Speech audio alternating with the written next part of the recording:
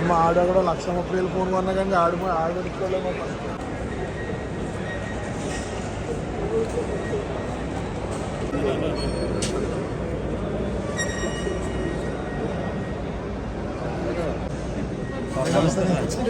ముంబైలో ఉండండి.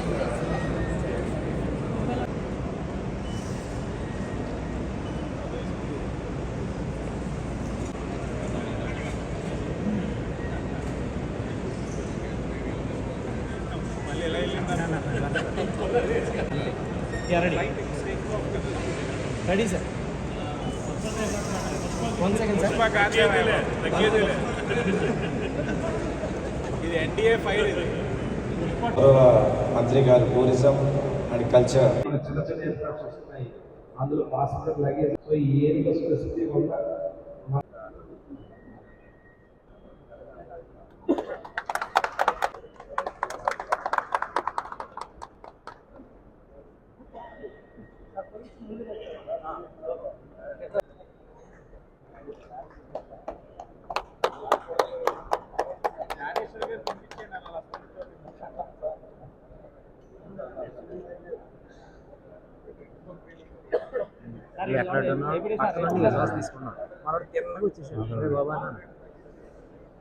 వైభవ్ అంటే వీటికి వారు అంటారు లేకపోతే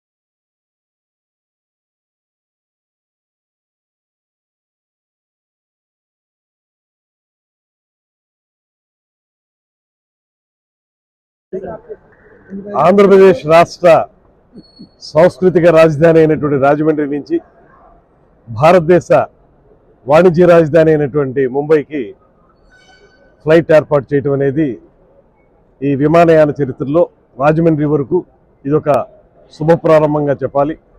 ముఖ్యంగా దీనికి కృషి చేసినటువంటి కేంద్ర విమానయాన శాఖ మంత్రులు రామ్మోహన్ నాయుడు గారు, రాజమండ్రి పార్లమెంట్ సభ్యులు శ్రీమతి పురంధేశ్వరి గారు ఇద్దరికీ కూడా మా అందరి తరఫున కూడా తూర్పుగోదావరి జిల్లాకు సంబంధించినటువంటి అందరు శాసనసభ్యులు అందరి తరఫున కూడా ప్రత్యేకమైన ధన్యవాదాలు తెలియజేస్తూ, ఇవాళ రోజు రోజుకి పెరుగుతున్నటువంటి విమానయాన ప్రయాణికుల విషయంలో చాలా కాలం నుంచి ఈ ప్రాంతంలో వ్యాపార రీత్యా ముంబై, ఢిల్లీ లాంటి ప్రాంతాలకి వెళ్ళేటువంటి వారి సంఖ్య చాలా ఎక్కువగా ఉన్నటువంటి సందర్భాన్ని మనం చూస్తున్నాం.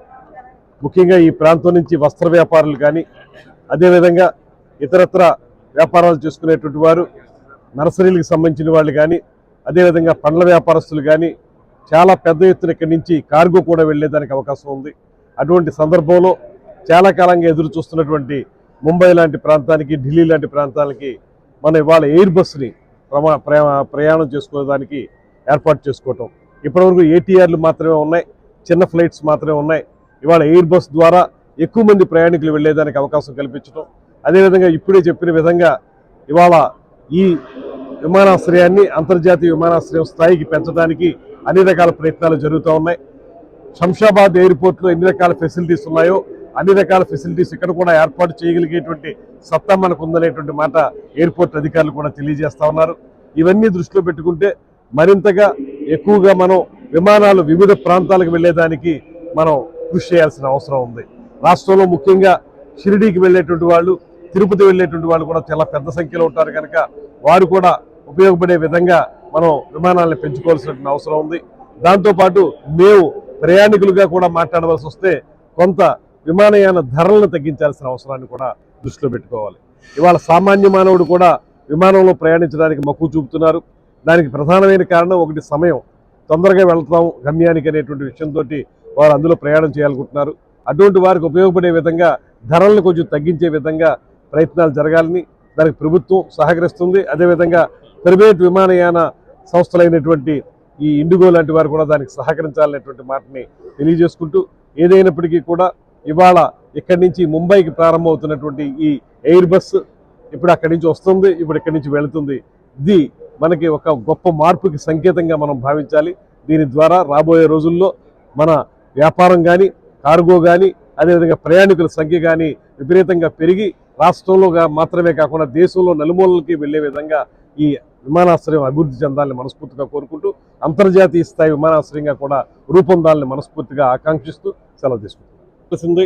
అది ల్యాండ్ ఎడ్యుకేషన్ విషయంలో కానీ, లేకపోతే ఎయిర్పోర్ట్ విస్తరణ విషయంలో కానీ ప్రత్యేకమైన శ్రద్ధ చూపించి, ముఖ్యంగా రాజమండ్రి ఎయిర్పోర్ట్ని ఈ స్థాయికి అభివృద్ధి చేయడానికి ప్రధాన కారకులు మన మాన్యశ్రీ ముఖ్యమంత్రి శ్రీ చంద్రబాబు నాయుడు గారు.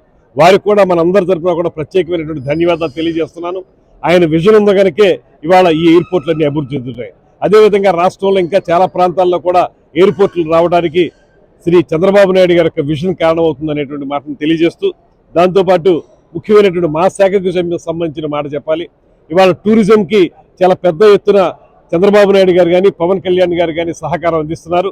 కేంద్ర ప్రభుత్వంలో ఉన్నటువంటి మంత్రులు కూడా సహకారం అందిస్తున్న సందర్భంలో, అఖండ గోదావరి పేరుతోటి ఈ ప్రాంతాన్ని అభివృద్ధి చేసేటువంటి సందర్భంలో ఈ ప్రాంతానికి ఎక్కువ స్థాయిలో విమానాలు వచ్చినట్లయితే టూరిజం కూడా అభివృద్ధి చెందుతుంది. ఈ మధ్యనే వియత్నాం వారు ఏర్పాటు చేసినటువంటి ఒక టూరిజం కాన్ఫరెన్స్లో పాల్గొన్నప్పుడు వారు చెప్పారు, మేము రాష్ట్రంలో అనేక ప్రాంతాలకి మా విమానాలు పంపించడానికి సిద్ధంగా ఉన్నామనేటువంటి మాట వారు చెప్పారు.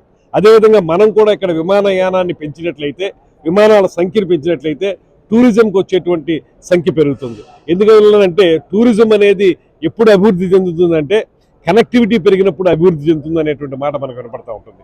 ఆ కనెక్టివిటీ, రైల్ కనెక్టివిటీ, లేకపోతే వాటర్ వేస్ కనెక్టివిటీ, ముఖ్యంగా ఎయిర్ కనెక్టివిటీ పెరగాలి. ఆ ఎయిర్ కనెక్టివిటీ ఈ రకంగా పెరగడం వల్ల టూరిజం కూడా అభివృద్ధి చెందుతుంది అనేటువంటి మాట నమ్ముతున్నాను. ఇది ఇంకా పెంచి టూరిజాన్ని కూడా అభివృద్ధి చేస్తాం.